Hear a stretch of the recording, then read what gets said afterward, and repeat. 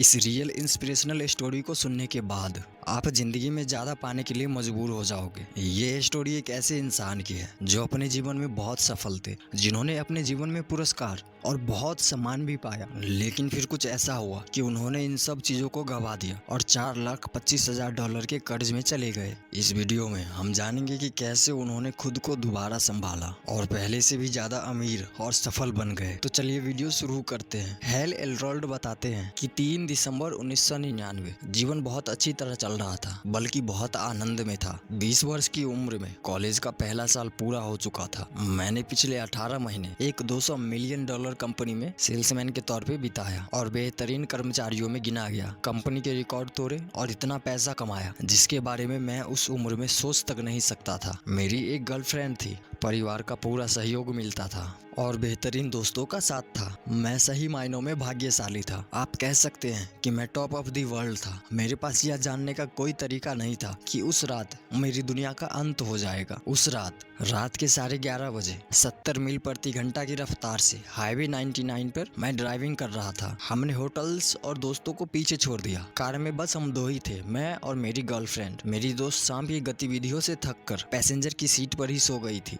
मैं पूरी तरह से जाग रहा था। आंखें सामने सड़क से चिपकी थी। मैं हवा में डंडे की तरह अपनी उंगली लहरा रहा था। मैं नई फोर्ड मस्टैंग में 70 मील प्रति घंटा की रफ्तार से जा रहा था और अपने जीवन का सबसे बेहतरीन भाषण दिए केवल 2 ही घंटे हुए थे। लोगों ने खड़े होकर अभिवादन किया था और मैं बहुत खुश था। हालांकि मुझे यह नहीं पता था कि वह पल माता पिता या फिर किसी और से कुछ समय तक बात करने का अंतिम अवसर ही हो सकता था। मुझे याद नहीं कि मैंने कब एक बड़े ट्रक को अपनी ओर आते देखा था। 80 मील की गति से चलने वाला वह ट्रक मेरी कार से जा टकराया। अगले कुछ क्षण स्लो मोशन में बीते। टकराने से ऐसी आवाजें आई मानो वह रगड़ खाते हुए टूटे हो। कार के एयर बैग इतने तेजी से फूटे कि हम बेहोश हो गए। मेरा मस्तिष्क जो अब भी 70 मील की गति में था, वह खोपड़ी के अगले हिस्से में जा घुसा। मेरे दिमाग के कई महत्वपूर्ण टिश्यू नष्ट हो गए। मैं कोमा में जा चुका था। 6 मिनट बाद वे सफल हो गए। मेरा दिल दोबारा काम करने लगा। मैं साफ ऑक्सीजन में सांस ले रहा था। शुक्र है जान बच गई थी। मैं 6 दिन कोमा में रहा और जब उठा तो पता चला कि शायद कभी चल नहीं सकूंगा। अस्पताल में रोग मुक्ति के 7 चुनौती सप्ताह के बाद मैंने नई सिरे से चलना सीखा। 11 टूटी हड्डियों, मेमोरी लॉस और एक्स गर्लफ्रेंड जिसने अस्पताल में ही संबंध तोड़ दिया था, उसके साथ कुछ पहले जैसा सब नहीं रहने वाला था। मुझे पता था कि यह सब बदल चुका है, पर यकीन करें यह सब बेहतरी के लिए ही था। घटनाओं और चीजों की शिकायत करने के बजाय मैंने उन्हें उसी रूप में स्वीकार करना शुरू कर दिया जैसी वे थी। मैंने सोचना भी छोड़ दिया कि काश मेरा जीवन अलग होता। मेरे पास जो था उस पर ही 100% ध्यान देने लगा। मेरे पास जो भी था उसके लिए आभार प्रकट करने का चुनाव किया और वह सब रचने की जिम्मेदारी ली जिसे मैं अपने जीवन में पाना चाहता था। मैं अपने विश्वास पर डटा रहा कि जो होता है भलाई के लिए होता है। मैंने एक विजेता के भाव से वापसी के लिए अपनी दुर्घटना को ईंधन के रूप में चुना। इसके बाद वर्ष 2000 का समय आया। इस वर्ष का आरंभ अस्पताल के बिस्तर पर हुआ। मैं पूरी तरह टूटा हुआ था पर हारा नहीं था। मेरी कार नहीं रही और शॉर्ट टर्म मेमोरी लॉस का शिकार हुआ और मेरे पास घर में बैठकर अपने हाल पर तरस खाने के 100 बहाने थे। मैं उसी कंपनी में अपनी सेल्स के पोजीशन पर वापस आ गया। मेरे करियर के लिए पिछला साल बेहतरीन था और मैं 60,000 सेल्समैनों वाली कंपनी में 6ठे नंबर पर था। हालांकि अब मैं शारीरिक, मानसिक, भावनात्मक और वित्तीय सदमे से उबर रहा था। वर्ष 2001। इस दौरान मैंने अपने अनुभव से कुछ अमूल्य पाठ सीखे। यह समय अपने संघर्ष को प्रेरणा और दूसरों के लिए मोटिवेशन में बदलने का समय था। मैंने हाई स्कूल और कॉलेजों में अपनी कहानी सुनानी आरंभ कर दी। स्टूडेंट्स और फैकल्टी से सकारात्मक प्रतिक्रिया मिली और मैं युवा पीढ़ी को इंस्पायर करने के अभियान पे निकल पड़ा। वर्ष 2002। मेरे अच्छे मित्र ने मुझे प्रोत्साहित किया कि मुझे अपनी दुर्घटना के बारे में एक पुस्तक लिखनी चाहिए ताकि दूसरों को इंस्पायर किया जा सके। इसलिए मैंने लिखना आरंभ किया। वर्ष 2004। मैंने मैनेजमेंट में हाथ आजमाने के लिए सेल्स मैनेजर का पद ले लिया। हमारी टीम वार्षिक रिकॉर्ड बनाने में सफल रही और मुझे हॉल ऑफ फेम में शामिल किया गया। मुझे लगा कि मैं जो पाना चाहता था वह सब पा चुका था और अब मुझे जीवन में एक प्रेरक वक्ता के रूप में नाम कमाना था। उन्हीं दिनों उर्सला से मिला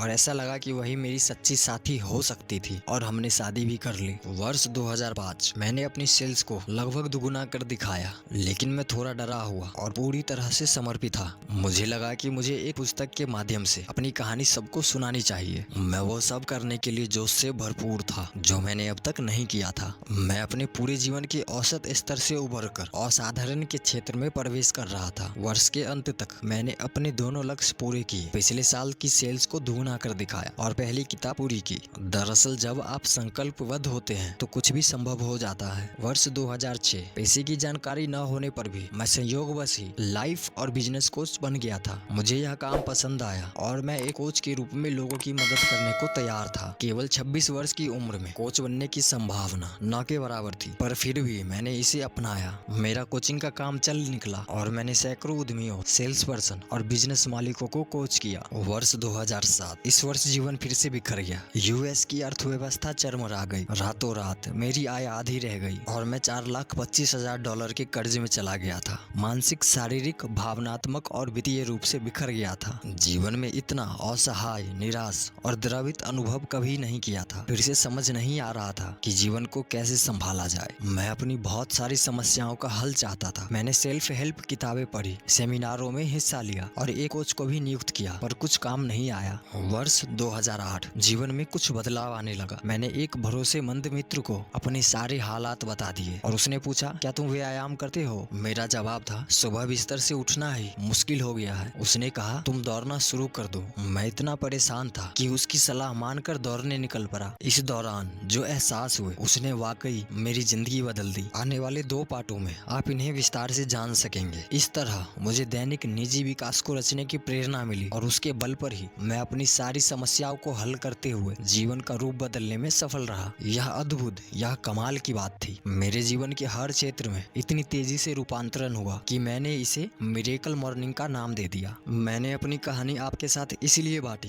ताकि आप जान सके कि भले ही आपकी चुनौतियां कितनी भी कड़ी हो, आप अपने लिए कुछ भी मनचाहा पा सकते हैं। अगर मेरे जैसा व्यक्ति इससे लाभ पा सकता है, जो लगभग मर चुका था, जिससे कहा गया था कि वह कभी चल भी नहीं सकेगा, जो बार बार बिखरा और इतना मायूस हुआ कि अपना जीवन जीने के लिए बिस्तर से उठना ही पड़ा, आपके लिए तो कोई बहाना हो ही नहीं सकता जो आपको अपना मनचाहा जीवन पाने से और अपना मनचाहा जीवन रचने से रोक सके। हम आगे आने वाले 2 पार्टों में जानेंगे कि कैसे हम ठीक उन्हीं चीजों को अपने जीवन में लागू कर सकते हैं और अपना जीवन बदल सकते हैं। अगले पार्ट के लिए और सेल्फ इम्प्रूवमेंट जैसे बेहतरीन कंटेंट के लिए चैनल को सब्सक्राइब कर ले, वीडियो को लाइक भी कर दे और फैमिली में, दोस्तों में शेयर भी कर दे। धन्यवाद।